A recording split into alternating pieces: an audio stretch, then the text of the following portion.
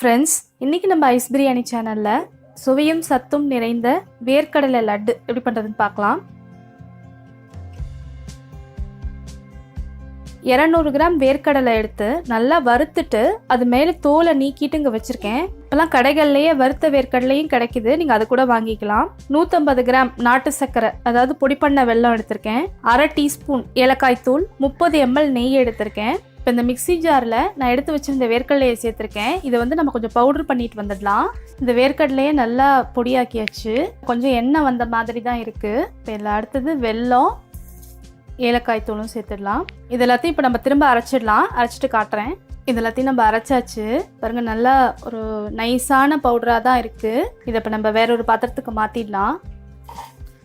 இப்போ இதை வந்து இப்போ நம்ம கையில் எடுத்து நல்லா இப்படி பிடிச்சிங்கனாவே லட்டு மாதிரி பிடிக்க வரும். இருந்தாலும் நம்ம இப்போ எடுத்து வச்சிருக்க நெய்யில் நான் அவ்வளோ நெய்யும் சேர்க்க போகிறதில்ல. இங்கே சூடு பண்ணி வச்சுருக்கேன் நெய். அதுலேருந்து ஒரு 4 டீஸ்பூன் நெய் வாசத்துக்காகவும் சுவைக்காகவும் சேர்த்துக்கலாம். இப்போ இதை வந்து நல்லா கலந்துடலாம். இது இப்போ ஓரளவுக்கு நல்லா கலந்தாச்சு. நம்ம கைகள் கொஞ்சம் சுத்தமாக வச்சுக்கிட்டு இப்போ நம்ம கையிலேயே பிசைஞ்சிட்டு அதை வந்து நம்ம லட்டு பிடிக்க ஆரம்பிச்சிடலாம். கலந்தாச்சு.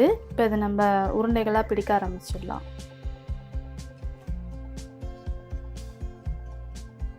லட்டு இப்போ நம்ம பிடிச்சாச்சு. எளிமையான சுவையும் சத்தும் நிறைந்த வேர்க்கடலை லட்டு இங்கே தயாராக இருக்குது. கொடுக்கப்பட்டிருந்த அளவில் எனக்கு வந்து 15 லட்டு கிடச்சிருக்கு. குழந்தைங்க இதை விரும்பி சாப்பிடுவாங்க.